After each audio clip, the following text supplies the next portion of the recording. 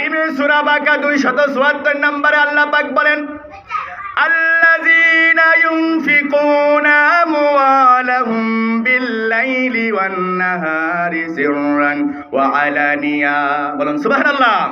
এখানে আল্লাহ পাক রব্বুল আলামিন বলেন, যারা দান সদকা করে তাদের ধন সম্পদ বিল-লাইলি রাতে, ওয়ান-নাহারি দিনে, সিররান গোপনে, ওয়া আলানিয়াতুন প্রকাশ্যে, ফালাহুম আজরুহুম ইনদা রাব্বিহিম তাদের জন্য আল্লাহর পক্ষ থেকে পুরস্কার রয়েছে। যে মুমিন বান্দারা দান সদকা করেন রাতের বেলা, দিনের বেলা, গোপনে, প্রকাশ্যে, তাদের জন্য আল্লাহর পক্ষ থেকে উপহার আছে।